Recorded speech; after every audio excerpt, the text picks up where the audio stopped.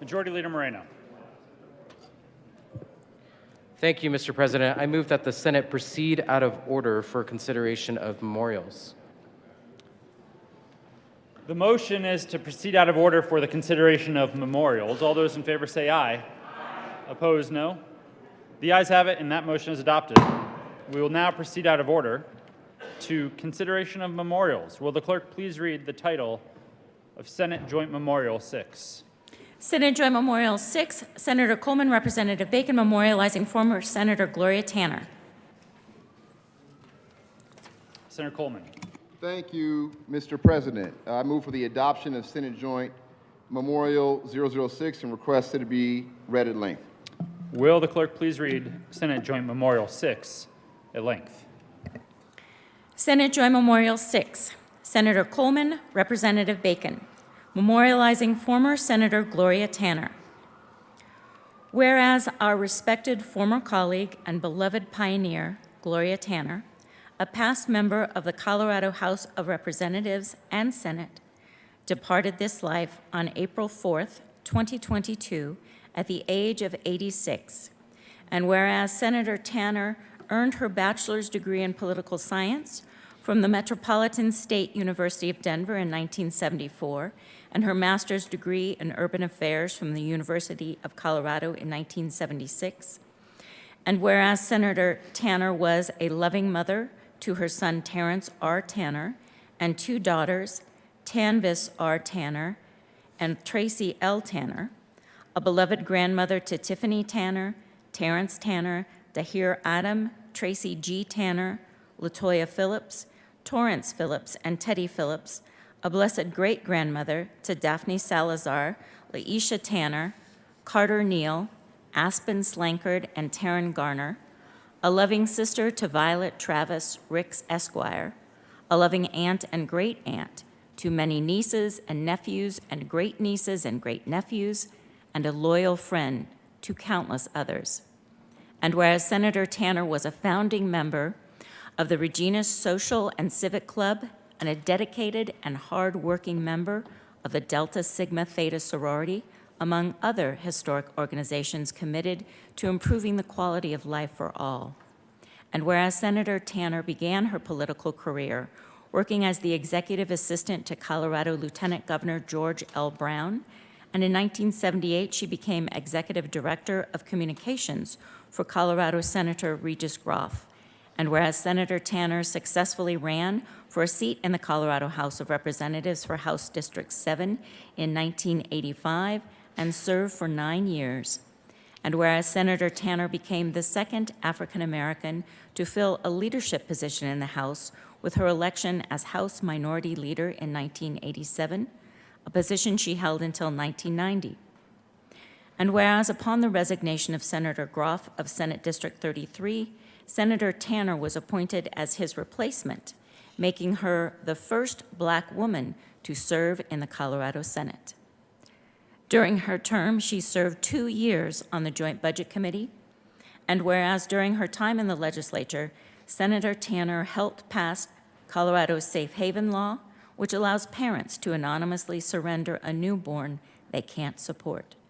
She also sponsored bills on civil rights for women and people of color, and worked to give a property tax break to certain older homeowners. And whereas being a pioneer was not enough for Senator Tanner, she was a trailblazer, creating the Black Round Table, a national organization of Black elected legislative women, to prepare and bring up the leaders behind her.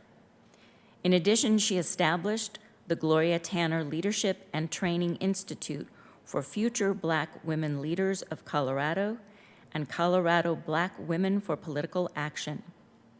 And whereas Senator Tanner was inducted into the Colorado Women's Hall of Fame in 2002 and left behind a legacy and mantle that every Black woman and leader will be able to stand on for years to come. And whereas it is fitting that we, the members of the Senate and the House of Representatives of the 74th General Assembly, pay tribute to the dedicated service of Senator Gloria Tanner and express our deep regret and sorrow occasioned by her death.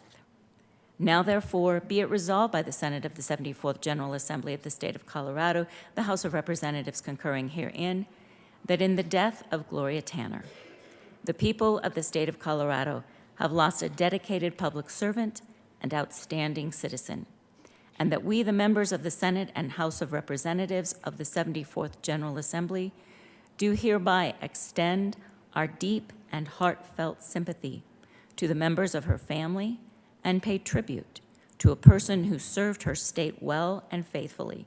And be it further resolved that copies of this memorial be sent to Senator Tanner's son, Terrence R. Tanner, her daughters Tanvis R. and Tracy L. Tanner, her sister Violet Travis Ricks, the president of the Regina Social and Civic Club, and the president of the Denver Alumni Chapter of the Delta Sigma Theta Sorority Incorporated. Senator Coleman. Thank you, Mr. President. Members, please take your seats.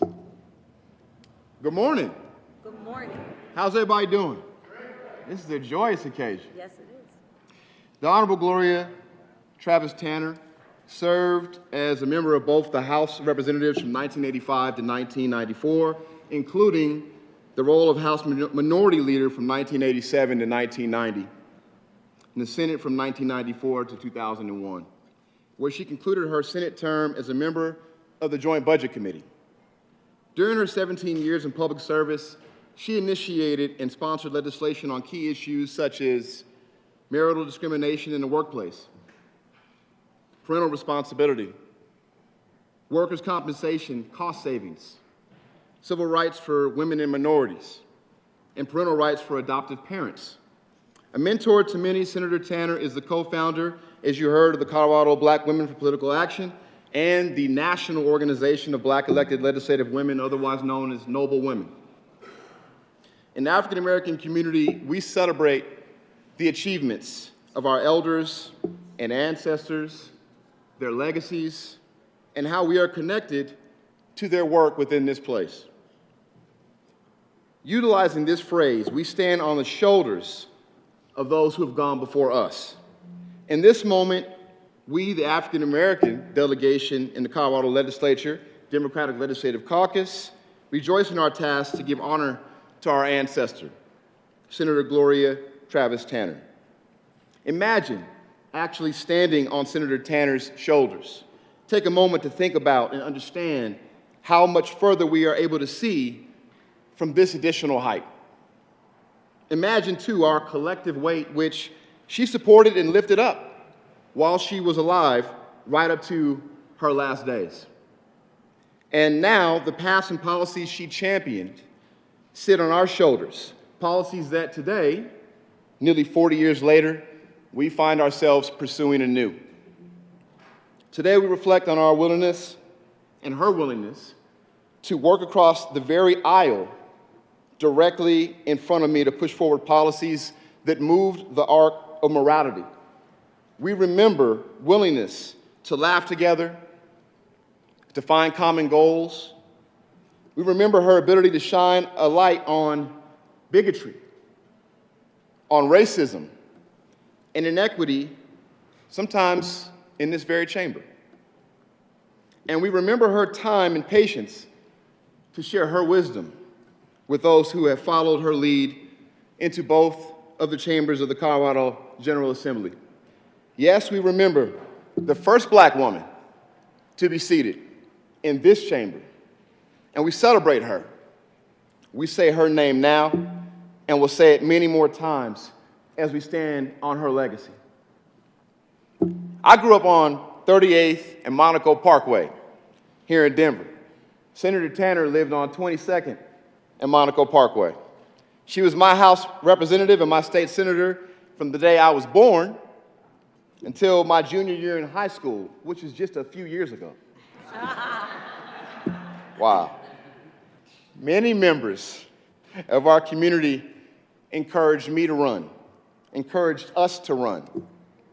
But everyone told us the most important conversation to determine whether or not you should run for office was to be had in the living room of the Honorable Gloria Tanner, as did many of us in this chamber, and those of us who weren't able to attend today. With her blessing, we ran. Having Senator Tanner's support was important to all of us, but the confidence she gave you to run as the first black woman to serve in this chamber and as one of the most influential, caring, loving members of our community made you feel invincible. I lost my mother in January last year. She and many powerful women in my community stood in the gap for me during the toughest time of my life. Many of those women sit in this chamber this morning. Not just as a candidate, but more importantly, to show that love that only a mother could. We celebrated her homegoing a few months later after my mother passed away, and she will live forever eternally through her family and through all of us.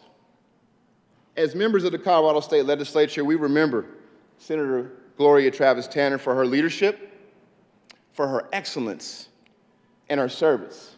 And we thank her family and our community for the opportunity to memorialize her today.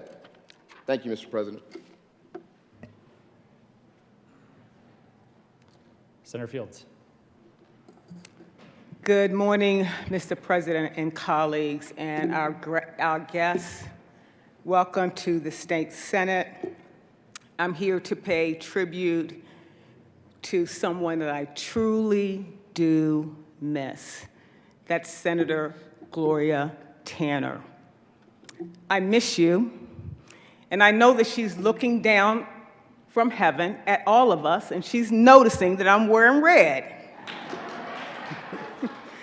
Because she was a proud woman of Delta Sigma Theta. When I think of Senator Tanner, I think of her like she was our Harriet Tubman or our Shirley Chisholm.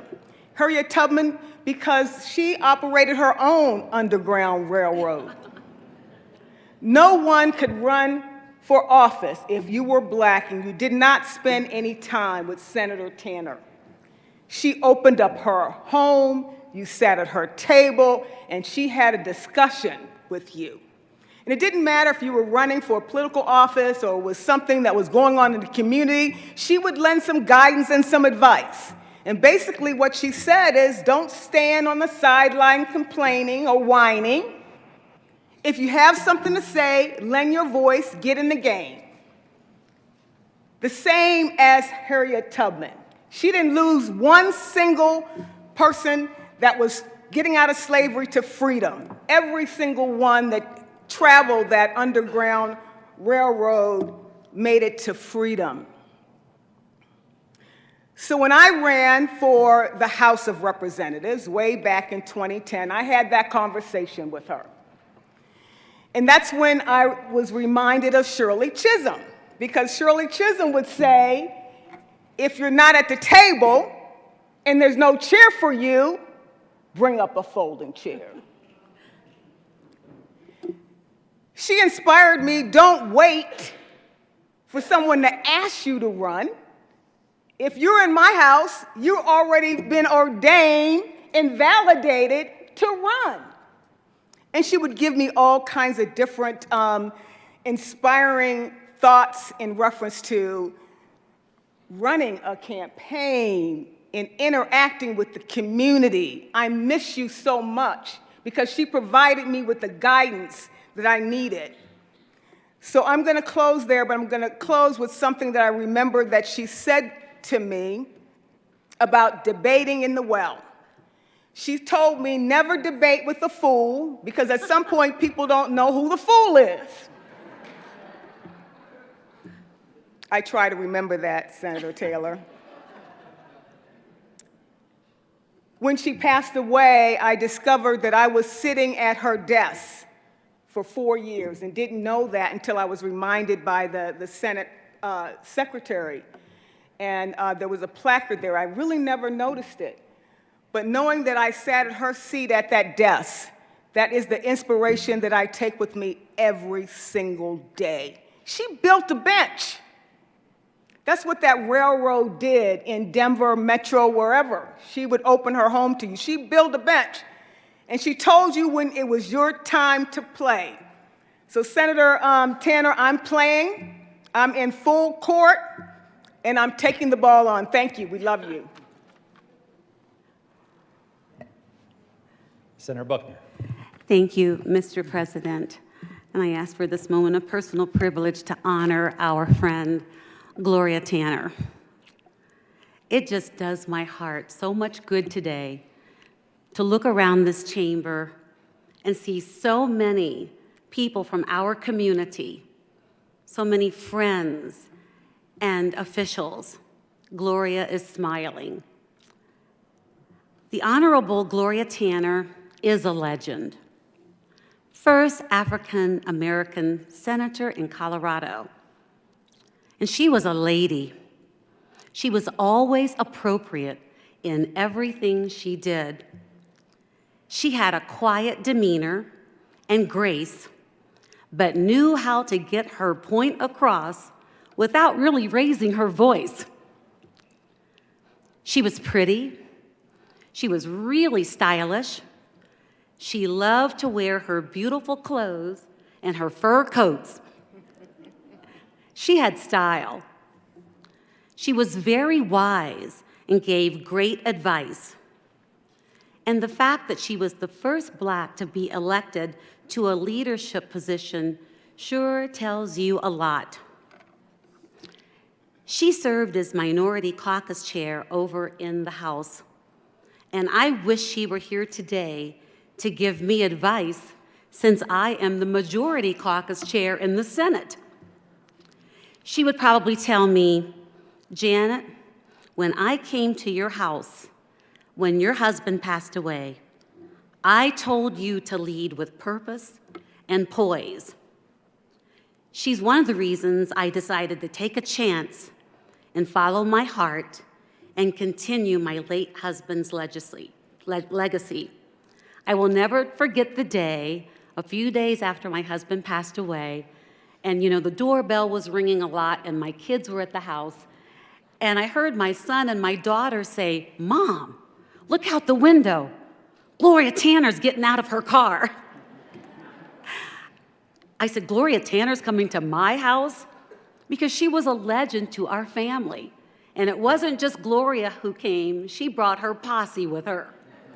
She brought Wilma Webb, she brought Rosemary Marshall, she brought Angela Williams, and some other people who had names in politics. And she convinced me, yes, this is what you should do. You should follow your heart and continue your husband's legacy. Well, I tried to stay poised like Gloria. I'm louder than her, but when she was alive, she always encouraged me to make decisions for those I served. She always told me to work across the aisle, which I do. She told me to remember why I wanted to serve. She is sorely missed, but she will never be forgotten.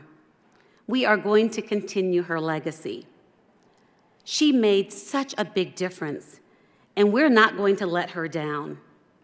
She's a legend, and we stand on her convictions, and we're going to continue to carry on crucial work and open more doors of opportunity. Gloria also founded an organization called the Reginas, which is a civic and social group. And a lot of those ladies are here today. And if I could just have the courtesy of allowing the Reginas to stand, because these ladies know what to do to help candidates, to help young ladies in the community learn how they can serve. And also, they know how to throw a party. We would have so many fundraisers with the Reginas where they would raise money and give scholarships to young ladies and also make donations to churches. I'll never forget the Sunday you all came to our church, New Hope, and gave us a love gift. So ladies who are also my friends, thank you for being here today to honor our friend, Honorable Gloria Tanner.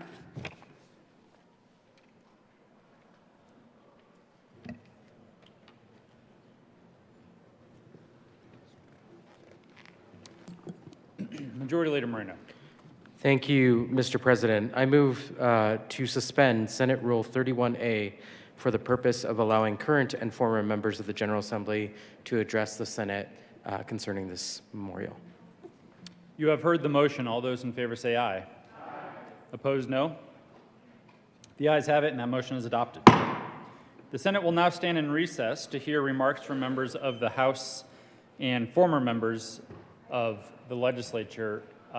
Thank you all for being here. We have some giants in this chamber with us today, and we are honored to have you, and we look forward to your comments and stories about the Honorable Senator Tanner. Representative Epps. Does it go up and down like ours? I don't know. Good morning, colleagues, as I'm trying to figure out if this goes up and down. Bring them together? Yeah, members, just so folks know, we have had some technical issues recently. So the left microphone is our attempt at silencing the Republicans.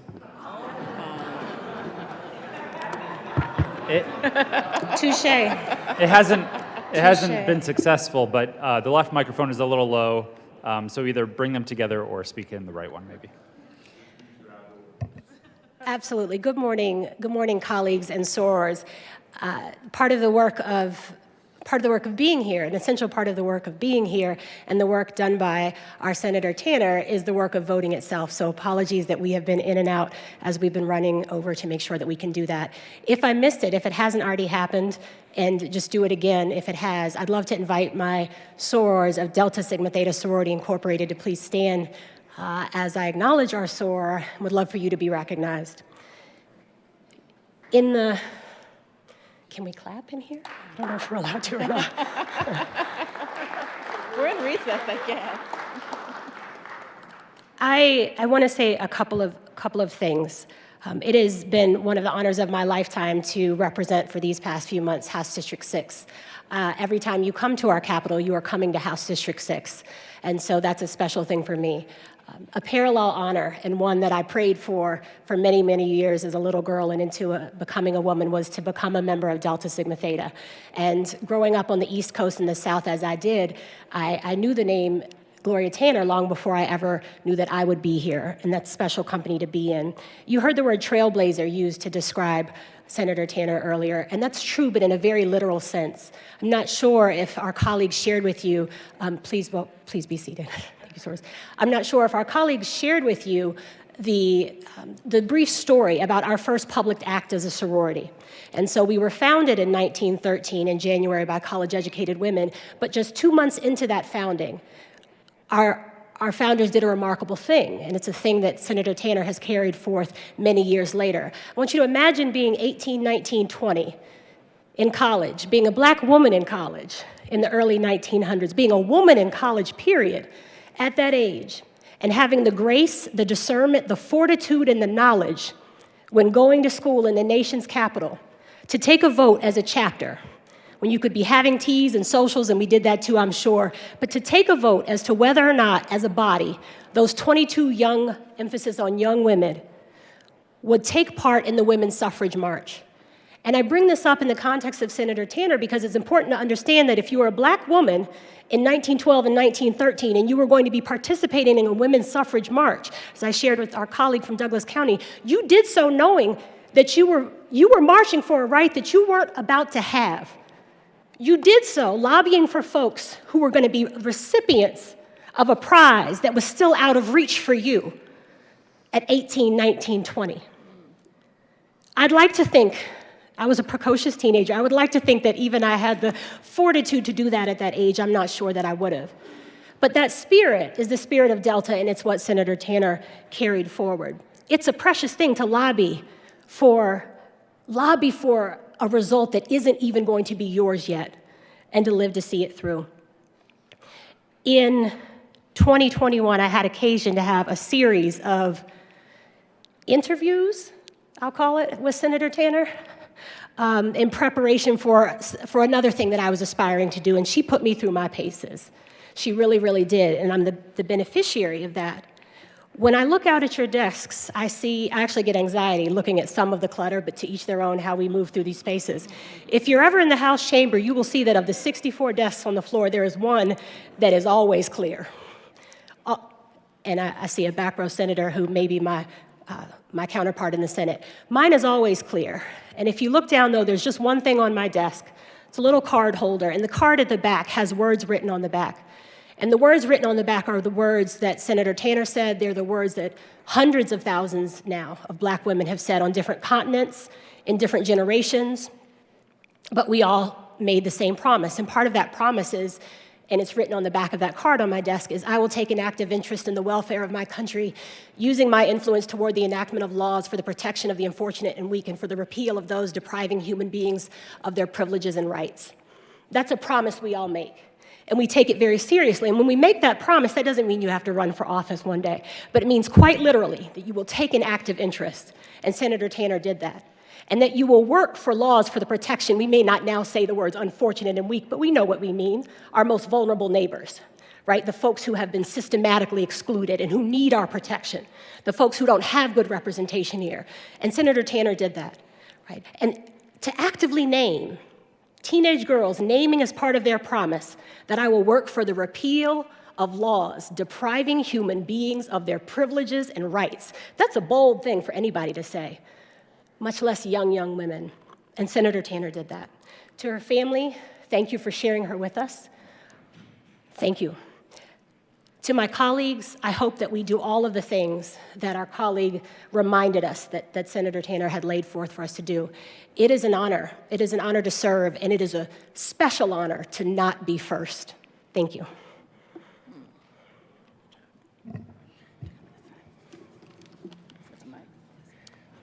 Representative Herod. Thank you, Mr. President. It's an honor to be here in the Senate for my first time with you. Always an honor to be with you, Leslie. You know, it's hard. I'm probably not going to make it through this. It's hard to talk about Senator Tanner. I probably can't do this.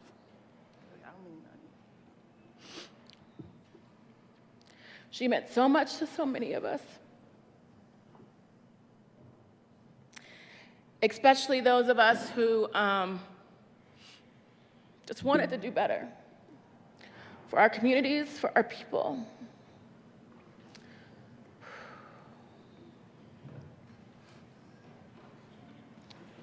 Damn it. Got it.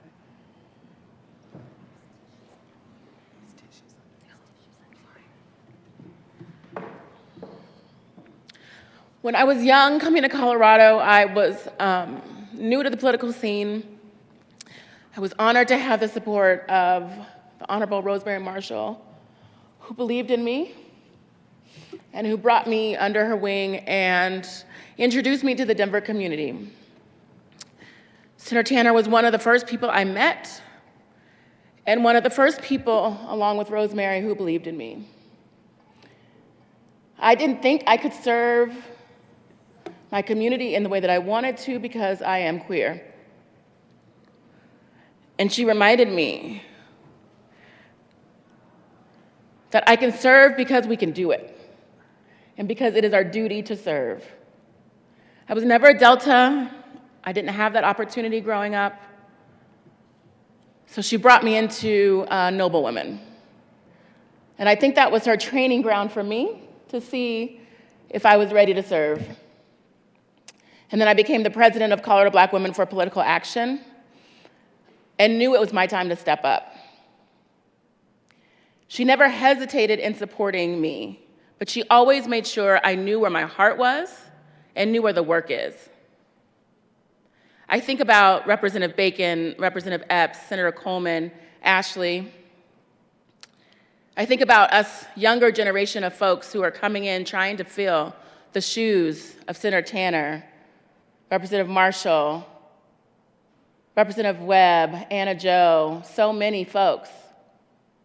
And I'm so lucky and honored to have Senator Fields, Senator Buckner, Senator Exum, to help guide us during this very difficult journey.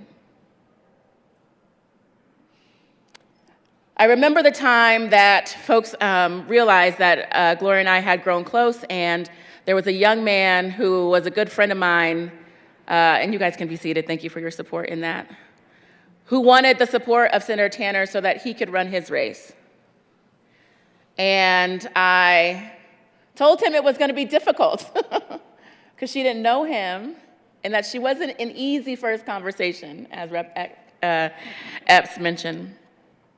But he was committed.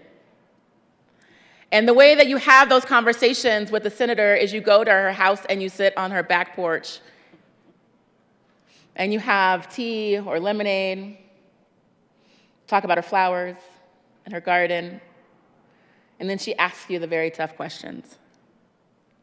I remember my friend leaving that meeting and saying, I don't know. I don't know if I got it. I don't know if I did okay. And then I got the call that, of course, he did. That's Congressman Joe Neguse, who I know wants to be here today. But there is no one in our community that is serving today that has not had that talk with Senator Tanner. When she left us, it didn't feel real. And when we seek to take new positions or to fight on tough issues, we still all call on her. We all call on her support. We call on her guidance and her passion and her leadership. So Senator Tanner is still with us every single day. And I couldn't say these words without saying Cleo Breeze is also standing right there with her. Cleo, thank you. And that's the point. We can't serve without our people by our sides. And she made sure that she grew organizations and sisterhoods so that when we all took those positions, elected or not, that we were supported by each other. Her spirit is felt in this room and in these halls every single day. But it's a reminder that we are called to serve. And as we think to our elders and those who we lean on, we have to give them their roses today. We have to listen to their advice and their guidance today. Just because we no longer serve in these chambers does not mean that we are not instrumental members of this community. If it wasn't for Gloria, the senator, I would not be standing here. But I would also not be standing here without Cleo, without Rosemary, without Wilma, Happy, Anna Jo, and so many others. You all shaped Colorado. Together, through your differences, you shaped Colorado, and you have shaped us as well. So it's an honor to be here. To her family, thank you. Representative Bacon. Thank you. Thank you, everyone, for your service and your time today on this memorial. I gotta say, I don't know why I always follow Representative Epps and Representative Herod. And most days, I don't even know why I'm here. I mean, you heard a lot. I want to say thank you to all the beautiful women you see here in the red, and I will not hold it against you because you know my colors are pink and green. But, you know, one of the things that I think it's really important that we all understand about Senator Tanner is that, just as you heard Representative Herod say, I would not be here. And I joke, but I don't. There are days where I try to understand. I was probably everyone's favorite little niece or little kid running around town because my mother was the one who was mostly civically engaged. Many of you know her. And one day I had the nerve to say, you know, I think our community wants to have voice in their schools. And one day I had the nerve to say, maybe I should be able to do something about that. And few women in this room looked me up and down like, who are you? It was awesome. But they also looked into my spirit. And the first place, like you heard with all of these stories, they told me to go was to sit with Senator Gloria Tanner. And I did not know much of the deep history of the Denver community, but I was learning. And what was important to me before I went to that meeting was to actually know that history before I sat there. I sat in her living room. I had lemonade. Yeah. And like many of the women who are here today, people need to understand what she experienced over the span of her lifetime. Many of you may have heard this in my chamber. For context, my mother graduated from a segregated high school in 1970. It's not 1943, not 1926, one generation ago. And when we think about where the African American community started and where it is, it was very critical that anybody who wanted to step into a seat of leadership and be African American knew of that work and continued at every opportunity to, what we say in my generation, put your community on. Every opportunity you have, whether it is how can we feature Black business, how can we feature our history and our curriculum, how can we feature the right to vote. It is critical that we know that there are people alive who lived in a time where they were not allowed to. My grandparents, my parents had to face poll taxes. The reason why we have overcome redlining is because of Anna Jo Haynes, is because of Gloria Tanner, is because of fill in the blank. And so it was incredibly important that we not only knew that history, but would commit to finding that day of freedom. And so thank you for comparing Senator Tanner to Harriet Tubman, because it is so true. And so I say that so you all can also understand us. We are here to address those systems that put us in a place of inferior that we did not deserve. And when you hear us fight for that, please know it comes with the generations before us, all of their might, all of their hope, all of their pain, all of their love, all of their trust, so that we get these things done. We are here honoring Senator Tanner because there would not be a place for us if she was not here. I am not a first, and I'm okay with that. I do have the honor of serving as the chair of the Black Caucus and the assistant majority leader. But make no mistakes, those titles do not belong to me alone. And so Senator Tanner, she is more than an icon. She is the embodiment of our movements here. And if we had our own currency, I would fight to get her on the $100 bill. And so, colleagues, thank you as you sit here in remembrance of her. Please see in all of our faces a whole culture, a whole future born of what is possible for our communities. She would have it no other way. And so for someone who kind of came out of nowhere, she knew me better than I knew myself. And I could be forever grateful because she was willing to meet people where they were at for the sake of us all. And to this day, I will never know why I deserve that. I will never know why I deserve that. And if you have never felt that kind of unrequited, unexpected love, I hope you feel that at one point in time in your life. And so I will just end with this note of joy as she has gone home, as we say, as we celebrate her homegoing. But please know, for all of you here, for all of my elders, for all of the family that you share with us, Representative Marshall, she didn't know me either, but she said to me, "You are worth it."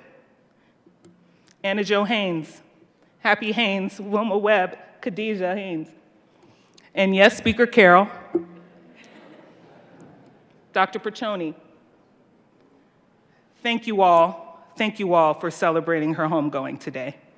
Appreciate it. Do you want to present the flags? Sure. Okay. Do you want to? Okay, we have a few flags to present.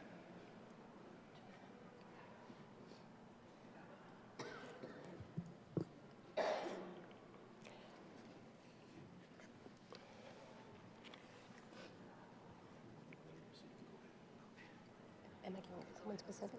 So this is my first time having the honor of being able to do this, to present flags to, of course, our United States, our federal flag, and the beautiful flag of the great state of Colorado. To the family of Senator Gloria Tanner, I want to name that we are deeply appreciative of our colleagues, the staff, who ensured that we were able to have these flags flown on April 4th.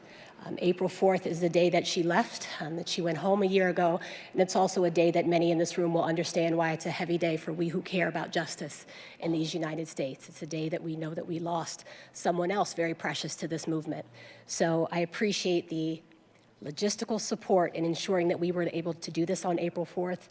Glad to present these to the family and, of course, certificates that note all of this as well. Thank you.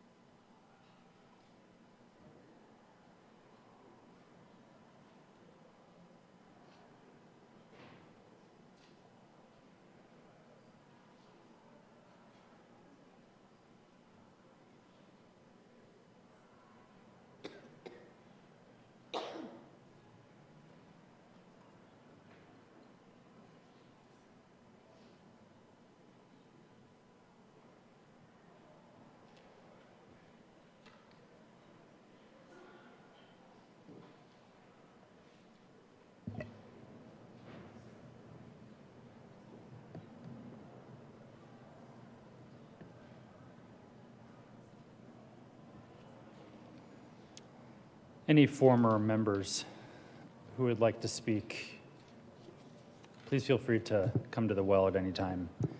Speaker Carroll. Thank you, Mr. President, members of the Senate. I'm not sure which one I'm supposed to go to. This is a little different than the House of Representatives. I'm used to standing over here when I speak from the well as opposed to over here. I'd like to thank the Senate for this opportunity, especially Senator Coleman, who is my senator in my neighborhood in Park Hill. And I think it's quite appropriate that we honor Gloria Tanner on this day that's Delta Sigma Theta Day here at the Capitol. I know it was her beloved sorority. I don't wear red and white. Those of you know that I'm part of the blue and white family. But when I pledged Chi Chapter at Morehouse, it was the women of Delta Sigma Theta at Spelman College who frequently saved us from the days when we had no food and the days where we had to hide from our big brothers. So I'm eternally grateful to the women of Delta Sigma Theta, because I think if it had not been for you all, I may not have made it through my pledging process. So thank you very much. I'm not going to be long. I had some prepared statements. I spent some time last night trying to write down a list of all the things that Senator Tanner had accomplished in her lifetime. And I found that it's pretty long. I have 2 pages here. And I found that it was something that it was probably a yeoman's task to do, because I would never finish it. I probably could write an entire treatise on all the things that she's done. So I decided to focus on what she meant to me personally and what she meant to our community. And like many folks, when I first ran for office, when I was going for my appointment in 2002, when my friend Senator Peter Groff, now former president of the Senate Peter Groff, went to the Senate, and he sends his regards, he could not be here, I was immediately told by a whole slew of people that I had to make my way to Monaco Boulevard, or make my way to Monaco Parkway.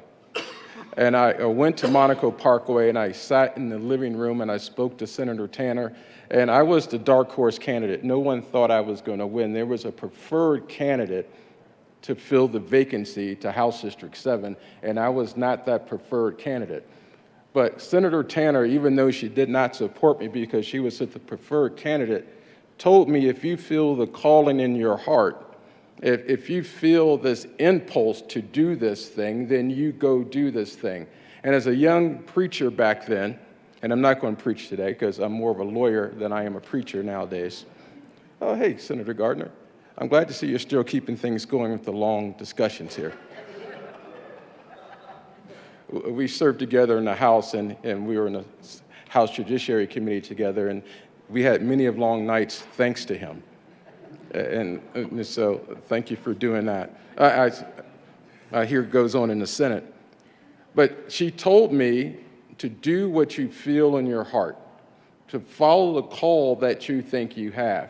And as someone who grew up in the church, that was both a hard task and an easy task, because when you feel like you're called to something, it sets into motion things in your body and things in your spirit and things in your heart that if you don't do it, you feel like there's something missing.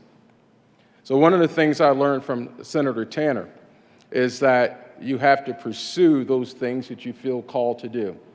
But she didn't finish her speaking into my life at that point. In 2008, she tried to get me married off.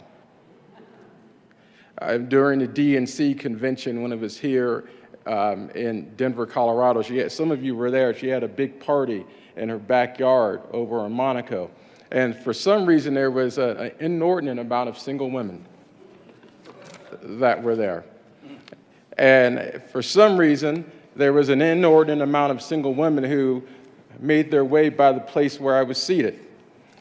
And I knew what she was up to. And I tried to hide. I tried to make sure that I sat somewhere where she couldn't find me. And I'm sure her son knows about her insistence on getting her way. But she insisted on trying to get her way with me. And I hid, and I hid, and I hid. And perhaps I shouldn't have hid, because I somehow may have missed out on something. But I'm going to go ahead and get ready to take my seat. I'm not going to be the Baptist preacher that I am. And I think Ware Webb stole it from me about Baptist preachers going on and on and on and having 3 closings. So I'm not going to have 3 closings, Mr. President. I'm just going to do this one time and take my seat. Shakespeare once talked about the good that people do often when in Antony and Cleopatra and Antony's funeral oration of Julius Caesar, he once said that the good that men do is often buried with them, and the bad lives on and on. I would argue that with Senator Gloria Travis Tanner, that her good continues to live. It's that her good that we'll remember because of all the things that she did for all of us and all the people that are in this room. We've heard the stories over and over again. It's the good in her that will be remembered. It's the good of the Safe Haven Act. It's the good of all the women, not only in this state, but around the country, who are in elected office because of the work that she did through Noble. It is all the young women and young men who found their way into elected office because of her mentorship. The late Harvard chaplain, Dr. Goins, once said that the final lesson that many people give us is in their death. It's not their life necessarily, but it's in their death. It's how people feel about them after they're long gone. What people think about them after we put them in the ground and we've gone on with our daily lives. Do they continue to be in our lives? Do they continue to be in our memories? So I guess the final lesson that Senator Tanner has given to all of us is that we're all here. Is that we're all here to remember who she was. We're all here to remember how she talked and touched each of us in a different way, how she spoke into our lives, how she spoke into our hearts, how she made each of us feel special in our own particular way. And as I take my seat finally, really on the 3rd time, it's just after Easter, so I have to do things in 3s because someone very important to my life got up early on the 3rd day. And so for me, people doing things in 3s is important because someone who made my life different got up early on the 3rd day, and I'm not going to preach today, but that 3rd day is important. So in the book of Numbers, in the Old Testament, in chapter 13, Moses had sent a group of Israelites into Canaan to scout the land. And when they came back, they gave a report. And a group of them said, they're giants in the land. They're giants that we can't slay. But then Caleb got up and said, we can take them. Because our Lord, our God, has anointed us to go into this place. I assume that Gloria Tanner, if she were to be speaking to us right now, and she had been one of those scouts that went into the land, and when everyone else said that there were giants in the land that we can't slay, Gloria Tanner would have said, we can slay those giants. Because if she had not said that we can slay those giants, she would not have made the changes that she made in this great state. She would not have been the first among first. She would not be the person that we all remember. She would not be the person who we'll never forget, because she knew that we slayed giants and that we have a calling, each and every one of us who believe that she impacted our lives. We have a responsibility to continue to slay the giants in the land of injustice, of inequity, of bigotry, of racism. We have a responsibility to continue to slay those giants. Thank you, Mr. President, for your time. Senator Hernandez. Thank you, Mr. President. Colleagues, members of the family, guests, it's a pleasure to be here. I'm here to speak about Colorado State Senator Gloria Travis Tanner. Just to say those words has a lot of impact to us that knew her and loved her and were influenced by her. And let me tell you a little story about her. Whenever Senator Tanner wanted to talk to me about something, we'd meet in that little corner over there. And at the time, the cameras couldn't catch it. It would drive the lobbyists crazy because they couldn't see who was talking about what or what they were talking about or the body language or what papers are being exchanged. But that was like the little secret place where we talked about things. And let me tell you a little bit personal story about Senator Tanner. Most people don't know that that right now, specific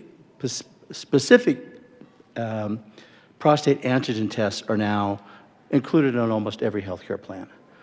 But when Senator Tanner went to present a bill to make that be covered in every healthcare plan, she traced, you talk about giants that she faced, every single healthcare provider in this building and every lobbyist challenged her. But you know what? She challenged them right back with data, with important things, and she stressed how important that is a tool for testing for prostate cancer for men. And she had data that I wasn't even aware of.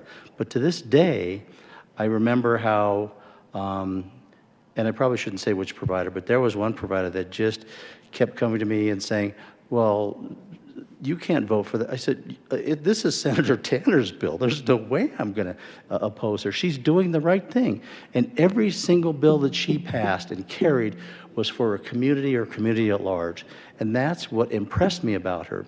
So to this day, and I can tell you, but because of that prostate-specific antigen test, which is a blood test, it's a minimal cost.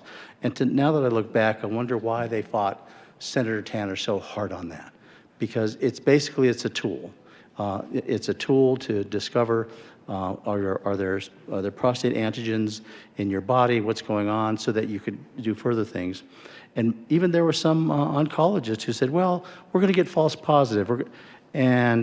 But Senator Tanner held her ground. And she said, no, this is important. She said, because the physiologies with men of color are different than they are with Caucasian men. And the data that you have is based on Caucasian men. And she said, we need to take a look at that. And that's why this is important. And so she always stressed, she said, now, Rob, you're going to have to do this too, because, you're a man, and if there's a specific history in your family, you need to pay attention to this. And so I did. And so I can tell you, I'm standing before you now as a survivor of prostate cancer because I took that specific prostate antigen test that Gloria Tanner made possible with my healthcare provider. So she did more than that. She knew healthcare, but she understood men's healthcare. So I thought that was important to share that story with you because that was critical for men's health. not only for, but especially for men of color. So she was far-reaching in so many things that she did, but I have to tell you, serving with her for 2 years and meeting in that little corner back there and having our Monday morning color of caucus, as she called it, we're going to talk about things and what's going to happen during the week. It was an honor and it was a pleasure. And those are the 2 most wonderful years I spent in the Senate, was with Colorado State Senator Gloria Travis Tanner. Thank you.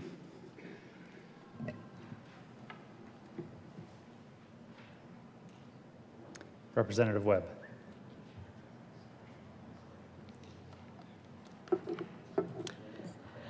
Mr. President of the Colorado Senate, and to all of the members present here, and to those who are from the lowly House of State Representatives as myself, and to the family of Gloria Travis Tanner, and to Gloria's heart of love, Delta Sigma Theta Sorority Incorporated, where she served faithfully and loyally from the time that she entered until the time that she passed all of us. I have a speech here. You don't have to worry, I'm not going to read it. I'm not even going to refer to it but one time. But I look out and I see this Senate. And I've also reflected on the House since I left in the early 1990s. And there is not one face in here that was there when I was in service from 1980 to 1993. Senator Gloria Tanner came in 1985, and I was already there in the House of Representatives. But you know, I look out now, I don't even know the number of black elected officials between the House and the Senate. But please be reassured that I know that Senator Gloria Tanner had a lot to do with the election of the people that are here in this body, and particularly black elected officers. I know that there were only 2 of us at the time that I served in the House, and there was only 1 African American in the Senate, and that was Senator Regis Groff. And I have to tell you that I knew Gloria Tanner before either one of us were elected to office. I met her in 1960. We were both young married women, and I don't know if you know this either. Gloria and I, wives, young, were pregnant together. That was a holy time for both of us. And I don't know if you know this or not. Gloria, a woman who received her Bachelor of Arts degree from Metropolitan State College, university now, and also from the University of Colorado, Denver. Before that time, both of us were trying to find ourselves and to try to know who we were going to be for the rest of our lives.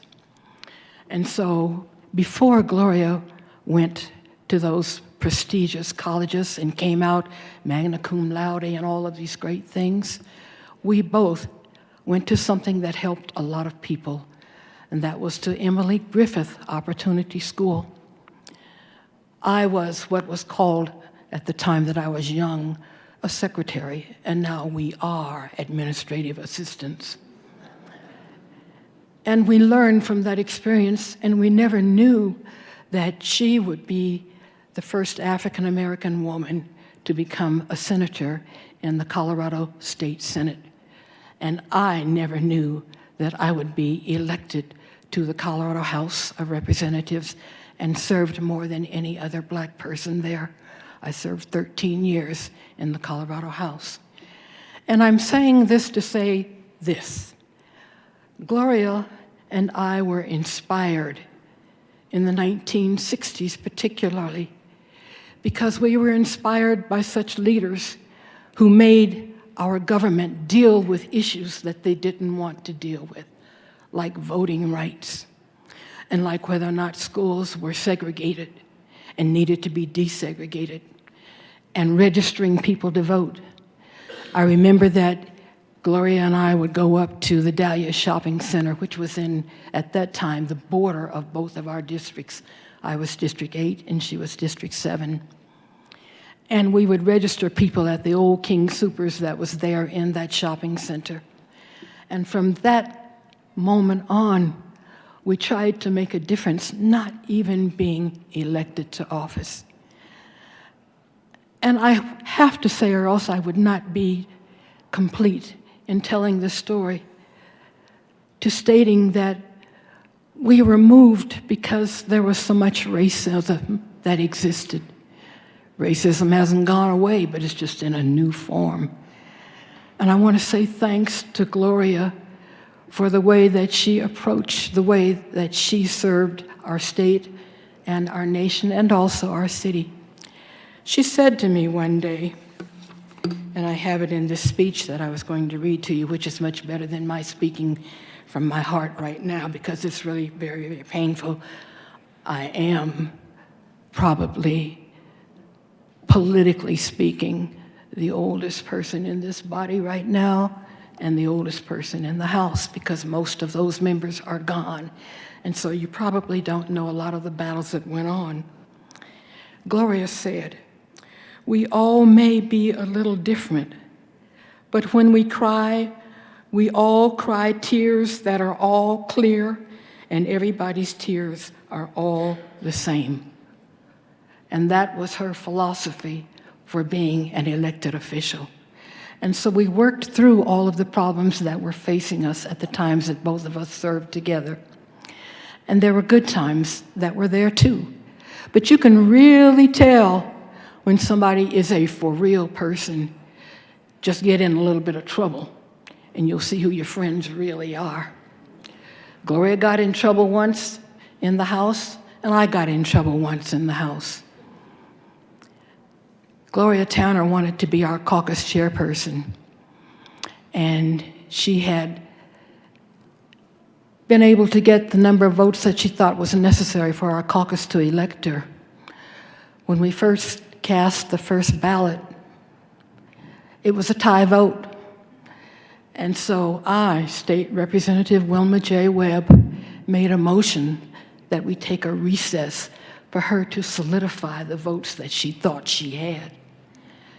Gloria campaigned for about 5 minutes or so, and then we came back to order again, and the final vote was taken. Gloria became the caucus chair, because when she was in trouble, both of us came to our assistance, and there were only 2 of us.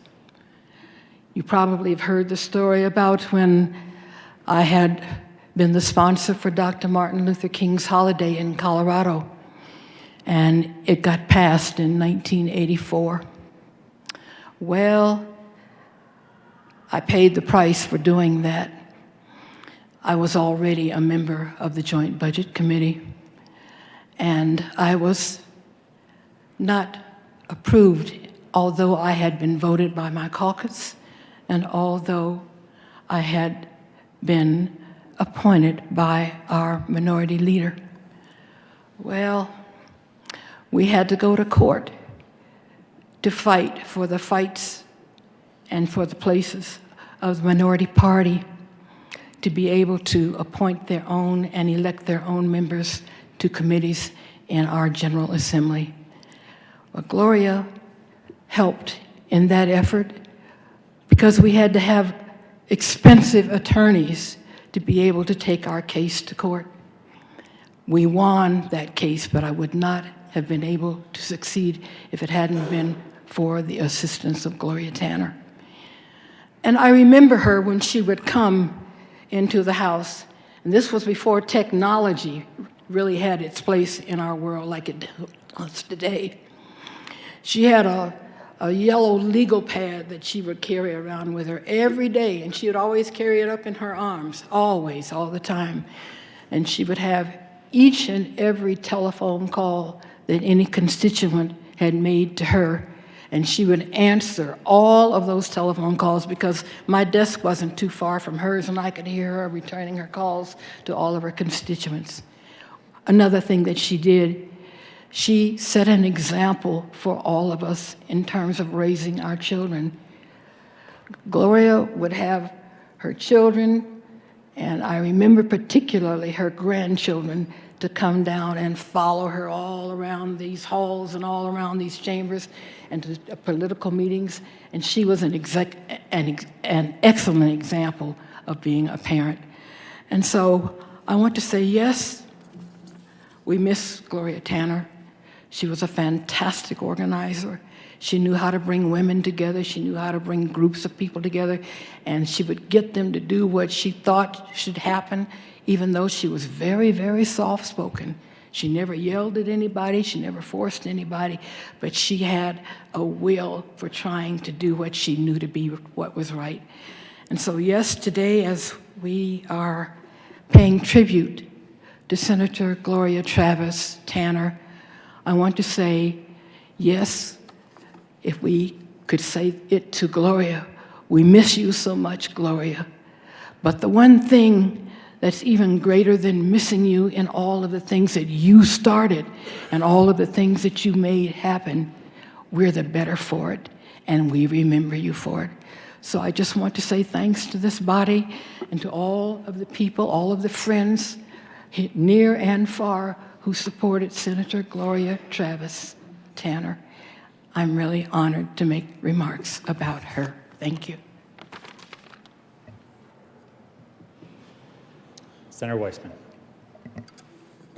Thank you, Mr. President. Members, you know, shortly after term limits, the rules were changed in this chamber and in the House to allow former members to come speak. I think clearly one of Senator Tanner's greatest legacy is that y'all didn't need us today. There are members serving here now, both in the House and the Senate, who could tell the stories that we're supposed to be telling. Which is an amazing legacy. Senator Tanner and I had the glory of serving together in the early 90s here in this chamber when she first came over.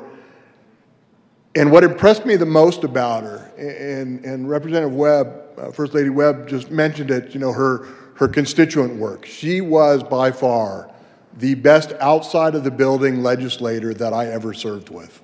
And it wasn't just returning the phone calls. It was getting things done for people in her district that needed it.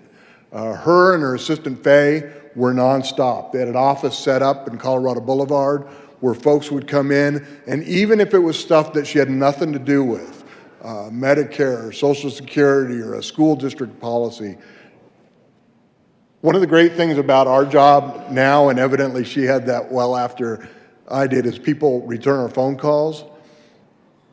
Senator Tanner understood the power that had in getting solutions to the people that she served. If a principal, if a school kid of a constituent was having trouble and she needed to get in touch with the principal, they'd often go through Senator Tanner to do it. If somebody couldn't get their military or their Medicare benefits or their Social Security, they'd go through Senator Tanner. Stuff that we don't deal with, she got solved because she could and she understood that power. It's stuff that I tried to emulate when I was a legislator. The outside of the building stuff, the stuff that I think matters far more to our constituents than the work we do within the building. Senator Tanner was a wonderful, classy person. Even when she served in the House, she found her way over here once or twice a week in the Senate, usually to check in with Senator Groff on common things that were going on in the district, common things that were going on in the building. Because even though they'll talk about legislation that she passed, the reality is we didn't really pass that much legislation as Democrats in the early 90s in the Senate. We didn't. It was that other work, yeah, you know how it is. It was that other work that you could get done, that frankly you should get done, whether or not you're getting legislation passed for the people that elected you to serve. Senator Tanner was wonderful to me, and her aide Faye was wonderful to me. As a young kid who wasn't ever supposed to be in the building. She welcomed me and helped me along, and she was an incredible role model, I think, for me and for the others that were here.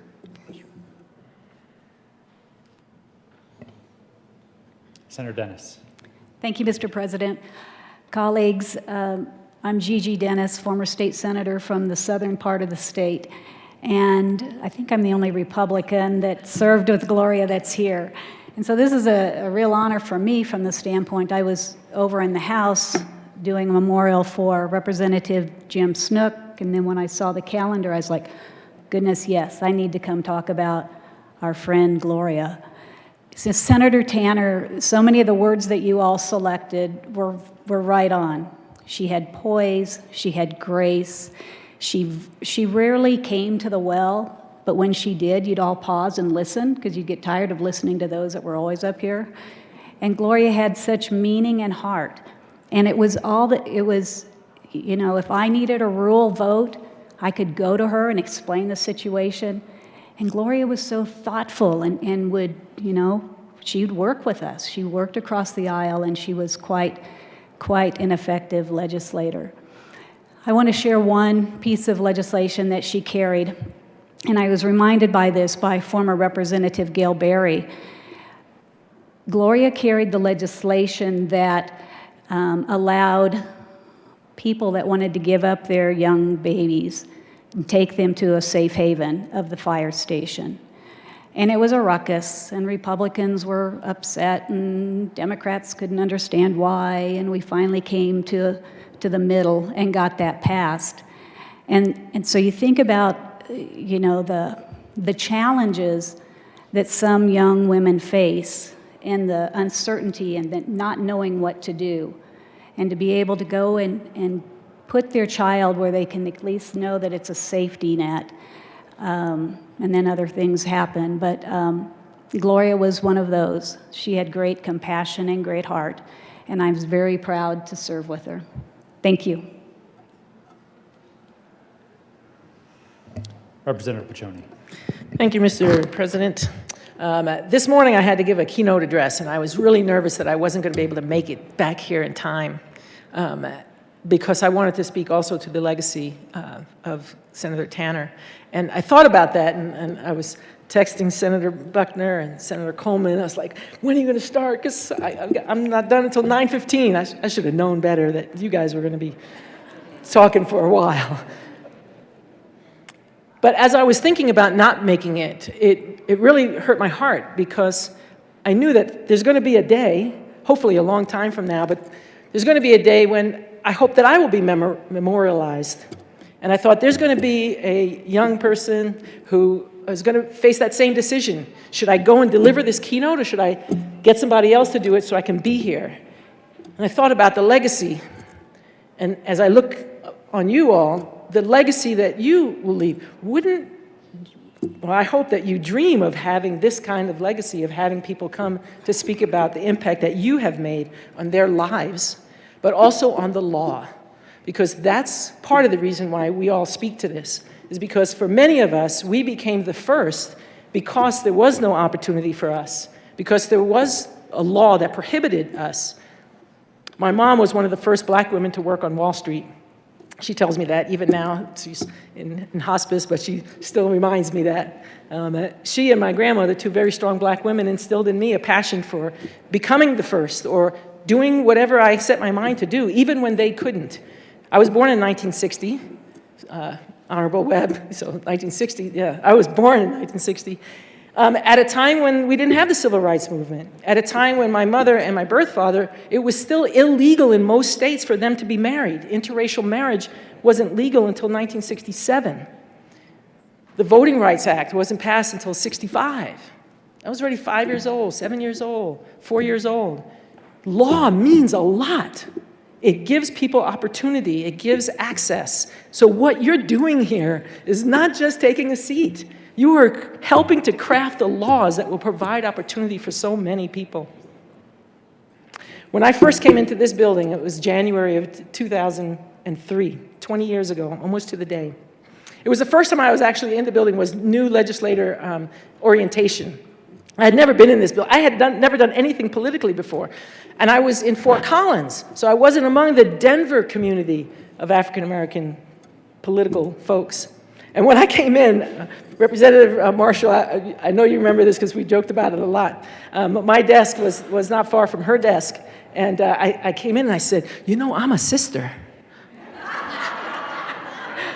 And Representative Marshall was like, sorority or what kind of sister are you? I wore my hair a little bit differently. And so when Gloria Tanner found out that I was a sister, boy, and Representative Marshall as well. In fact, I think it was Representative Marshall who introduced me to Senator Tanner, embraced me so well. And in every opportunity, in fact, just when I was appointed to lead the Department of Higher Education, which I do right now in the governor's cabinet, and we were having a meeting with the black education community, and Senator Tanner said, she stood up, this is just 4 years ago, 4.5 years ago, and she stood up and she said, I just want everybody to know that Director Piccioni is a sister.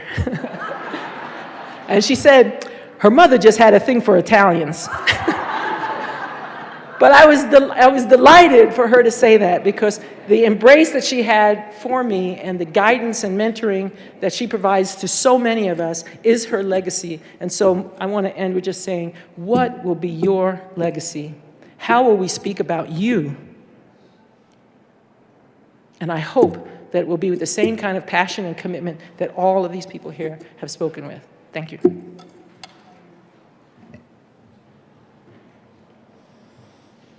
Senator Tate. Thank you, Mr. President. Good morning, Senators. Regrettably, this is the third time I've been here this session for Memorial. And I have to tell you, every time it sort of breaks a piece of your heart to be here and talk about people you've served with, but it also lifts your spirit to talk about someone who was so important to you and I feel the state of Colorado. Like many that you heard speak, Senator Tanner was important to my rite of passage, but in two ways, and in one way that may be distinct from some of the other speakers. See, Senator Tanner, like Senator Groff, like Representative Webb, like Representative Marshall, like the other Representative Webb, like Senator Groff, like Senator Brown, I met all of these people through my mom and dad. And so I grew up watching them do the things they did.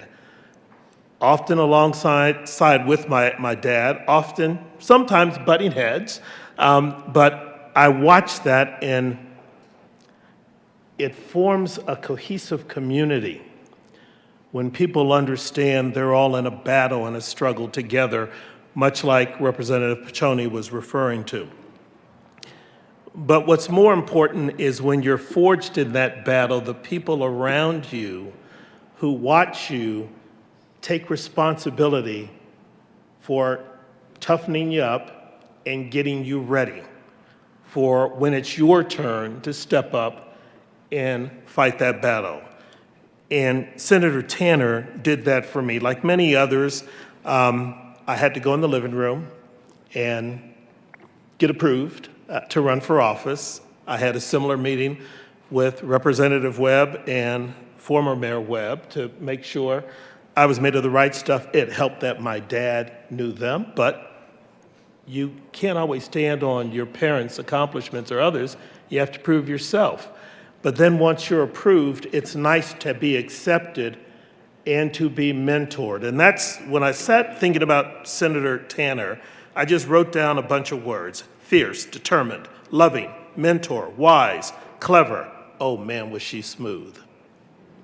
Senator Hernandez talked about how they used to caucus in the corner over there, the only Latino and the only African American in the Senate.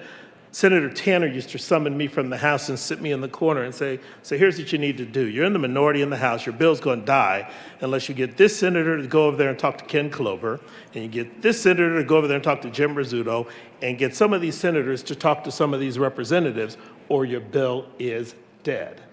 And she was masterful at that. She was political. She was strategic. And you hear about her accomplishments, but one thing to I think to take into perspective, and to some of you, I'm going to say, to give you hope, she was always in the minority her entire legislative career. So you don't have to be in the majority to get good work done and get good ideas passed. There's a collegial requirement, particularly in this body, in the Senate, that is required to be successful. As Senator Dennis said, the Safe Haven bill was not a slam dunk. You would think that a lot of people would want to make sure that kids that were born to women who couldn't raise them and needed someplace to take them safely, that would be a supported goal. That was hard. And when Senator Tanner ran the bill, she came to Representative Berry and I and asked if we'd be bipartisan sponsors in the House, and we said, yeah. Make no mistake about it, it got done because Gloria Tanner wanted it done and pushed to get it done. She probably got more votes for us in the House than we got for ourselves on that particular piece of legislation. I want to close with just this thought. When I spoke before about the other two senators, I talked about what I hope was not a dying breed, about people who get elected to office because they're motivated by their desire to build a better world, a better community, a better place for all of us. I talked about those other two people as statesmen. Well, Gloria Tanner was a stateswoman because she understood that her name wasn't Senator, her name was Gloria. And she understood that there was a senator before her and there'd be a senator after her. And that her obligation as a trustee of the office was to serve the community and make the community, and indeed the community of our state, a better place for all of us. Thank you so much for the opportunity to be here.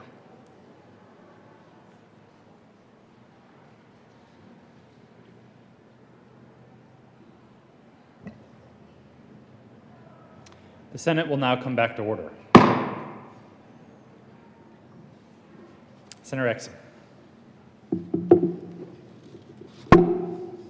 Thank you, Mr. President.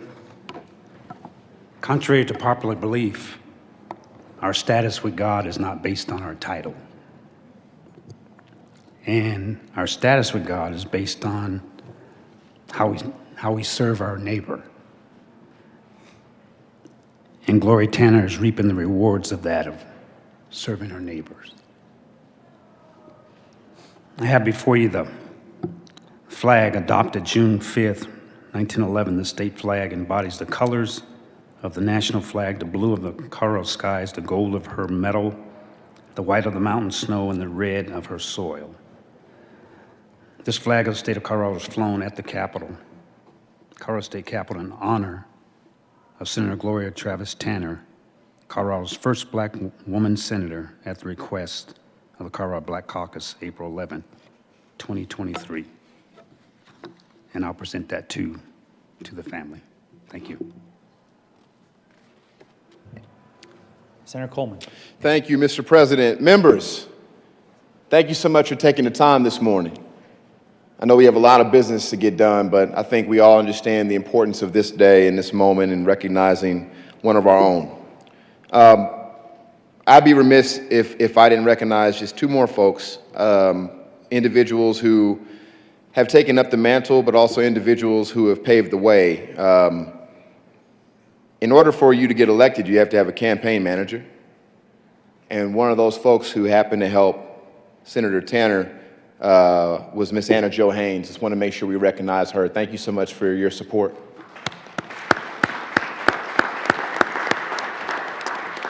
Also wanted to recognize that as one of the individuals that helped create the Colorado Black Women for Political Action, we still have the Colorado Black Women for Political Action, and it's running strong today, and we have a president in the House. Her name is Bianca Emerson. Thank you for joining us as well. And the staff, and the team. And last but certainly not least, we want to recognize her family. I have names of some folks, but maybe not all, but I do ask that you all please stand as family of Senator Tanner. We have Terry Tanner, her son, We have Tiffany Tanner, her granddaughter. We have Daphne Salazar, her great-granddaughter, and Debbie Tanner, daughter-in-law. If there's any names that I've failed to acknowledge, please forgive me, but thank you so much for joining us. Thank you so much for allowing us to have her. And she continued to make an impact for the state and continues to do so today. Let's give the family a round of applause.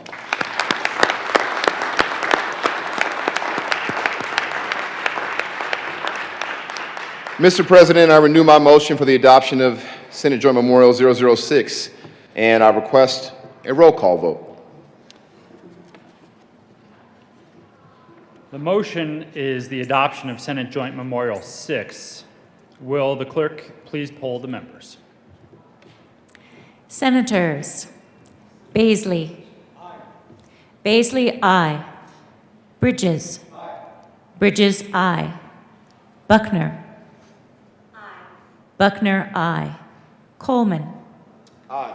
Coleman, aye. Cutter. Cutter, aye. Danielson. Danielson, aye. Exum. Exum, aye. Fields. Fields, aye. Gardner. Gardner, aye. Janal. Janal, aye. Gonzalez. Gonzalez, aye. Hanson. Hanson, aye. Hinrichsen. Hinrichsen, aye. Hawkes Lewis. Hawkes Lewis, aye. Kirkmeyer. Kirkmeyer, aye. Kolker. Kolker, aye. Liston. Liston, aye. Lundin. Lundin, aye. Marchman.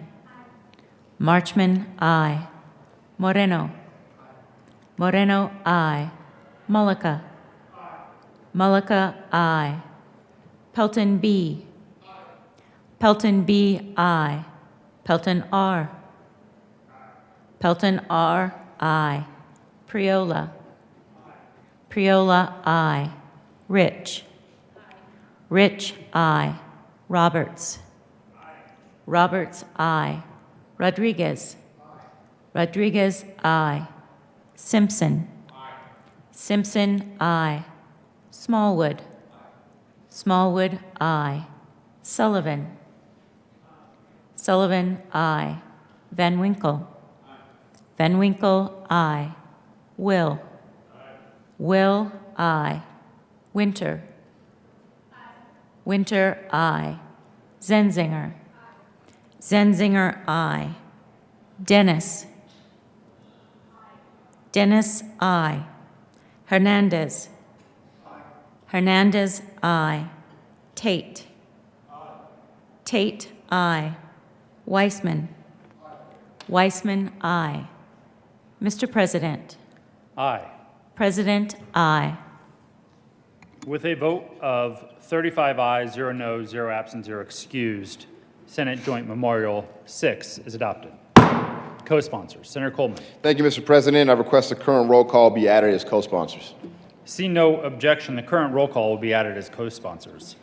The Senate will now observe a moment of silence in memory of Senator Tanner.